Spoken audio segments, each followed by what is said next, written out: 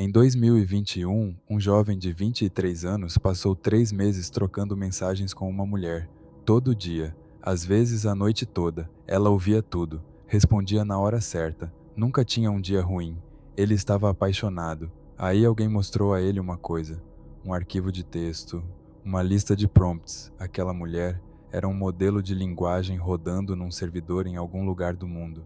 Ela nunca existiu, mas essa não é a parte mais perturbadora da história. A parte mais perturbadora é que quando ele descobriu, não quis parar. Tem uma conta no Instagram com 4 milhões de seguidores. Ela posta fotos em Milão, em Tóquio, às vezes num café em São Paulo. Ela tem pele perfeita, cabelo perfeito, um sorriso que parece calculado para te fazer sentir bem. As marcas pagam fortunas para aparecer na mão dela. Os comentários estão cheios de gente dizendo: "Você é incrível, quero ser você, que inspiração." Ela nunca saiu da frente de um computador, porque ela não existe. Cada foto foi gerada por software, cada publicação foi escrita por uma equipe de marketing, cada interação foi calculada para maximizar engajamento. Ela não tem uma vida, ela tem um produto. E você não estava assistindo uma pessoa, você estava sendo manipulado por uma operação. Isso é um influenciador virtual, e o número deles dobrou nos últimos 2 anos. A questão não é que eles existem, a questão é: por que você não consegue diferenciar? E quem está do outro lado, te assistindo enquanto você os assiste? Isso não começou ontem. Em 2016, uma empresa japonesa lançou Hatsune Miku, uma cantora virtual que vendia ingressos de shows, estádios lotados, fãs chorando, para ver um holograma. A maioria das pessoas viu aquilo como curiosidade, um experimento cultural japonês, nada que fosse acontecer em escala. Em 2016 surgiu Lil Miquela, uma garota de 19 anos moradora de Los Angeles, com opiniões sobre política, moda e relacionamentos. Ela postava selfies, escrevia sobre inseguranças, brigava com outras influenciadoras. 2 anos depois, a empresa por trás dela revelou que ela era completamente artificial. Na época, ela já tinha mais de 1 milhão de seguidores. Ninguém percebeu, ou pior, alguns sabiam e não ligaram. Aí vieram as outras: Ima, Chudu, Bermuda, Nono Ouri, Ludo Magalu. Sim, aquela que você já viu em propaganda de eletrônico. Cada uma delas existe num espaço estranho entre o real e o falso.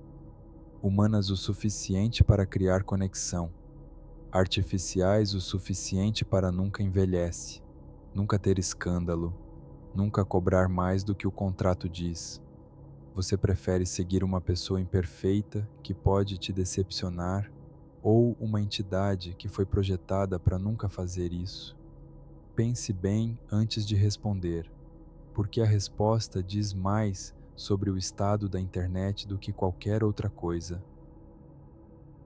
Existe uma coisa chamada Vale da Estranheza. É um conceito da robótica. Quanto mais humano algo parece, mais confortável nos sentimos, até chegar num ponto onde parece quase humano, mas não totalmente. Aí dá um medo inexplicável. Os criadores de influenciadores virtuais descobriram como passar por esse vale sem cair nele. O truque: nunca tente copiar um humano real. Crie algo que parece humano de uma forma que humanos reais nunca conseguiriam ser. Lil Miquela não tem poros. A pele dela é lisa demais para ser real, mas ela tem sardas. Tem cabelo despenteado nas fotos de manhã. Tem manchas leves de delineador. O cérebro humano lê as imperfeições planejadas e conclui: isso parece real.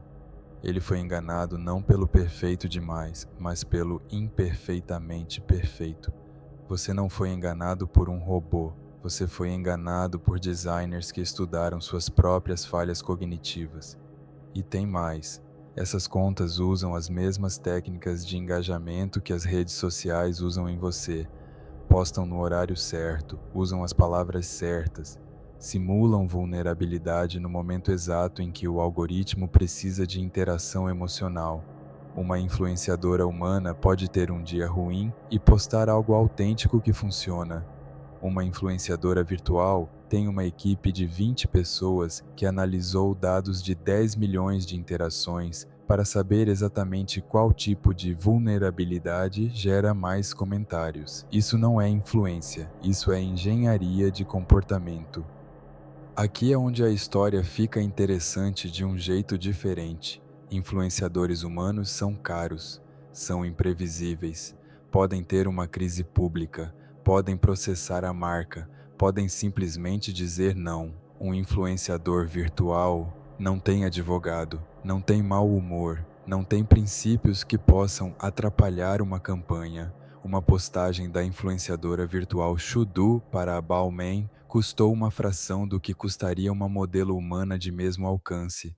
O retorno sobre investimento foi maior, os dados de engajamento foram mais previsíveis, a marca ficou no controle de cada pixel.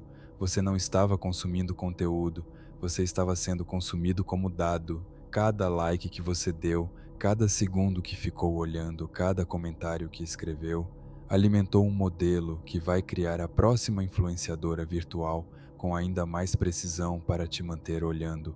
Algumas dessas contas não têm nenhuma empresa por trás. São operadas por grupos de investimento que compram e vendem personas digitais como ativos financeiros. Existe um mercado, onde o produto é uma identidade falsa e a mercadoria é a sua atenção. Mas eu preciso te contar uma coisa que é pior do que tudo que falei até agora. Não é sobre as influenciadoras virtuais em si, é sobre o que elas revelam sobre as reais. Quando uma influenciadora virtual tem engajamento igual ou maior que uma humana, o que isso diz sobre o que as influenciadoras humanas reais estão fazendo? Pensa comigo. Se uma persona fabricada consegue criar a mesma conexão emocional que uma pessoa real, quantas das pessoas reais que você segue já estão essencialmente fazendo a mesma coisa? Persona calculada, emoções performáticas, vulnerabilidade de roteiro, imperfeições estratégicas. A questão não é mais ela é real ou virtual. A questão é, existe alguma diferença? E se não existe, o que você estava buscando quando começou a seguir essas contas? Conexão, inspiração, validação de que outras vidas são melhores que a sua? Porque tudo isso, tudo, foi dado a você, calculado, embrulhado e entregue, seja por uma IA, seja por uma pessoa que aprendeu a se comportar como uma. Aqui está o que está acontecendo agora, enquanto você lê isso ou ouve essa narração. Modelos de linguagem estão sendo integrados diretamente em perfis de redes sociais. Não para responder comentários automaticamente, isso já existe.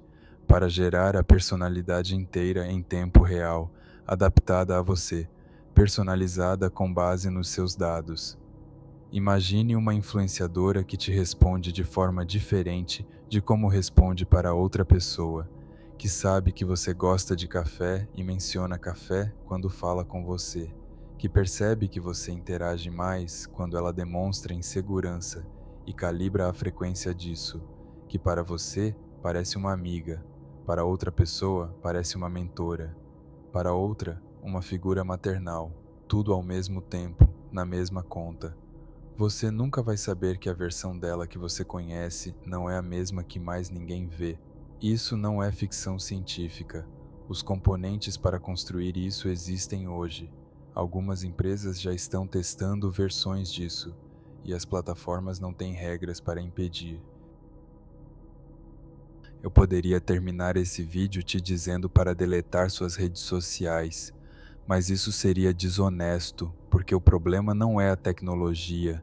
O problema é o que a tecnologia revela sobre nós, que somos criaturas que precisam de conexão com tanta urgência que aceitamos substitutos, que nossos cérebros são tão sofisticados e ao mesmo tempo tão ingênuos que confundem padrão com presença, que estamos tão acostumados a receber versões editadas de pessoas que não reconhecemos mais a diferença. Da próxima vez que você abrir o Instagram e sentir aquele impulso de seguir alguém que parece inspirador, bonito, perfeito na medida certa, pergunte uma coisa simples: Isso é uma pessoa ou é um produto? E aí pergunte a segunda coisa: qual a diferença? Você nunca mais vai olhar para um feed da mesma forma. Isso não é um final tranquilizador, mas é uma verdade que você merece saber.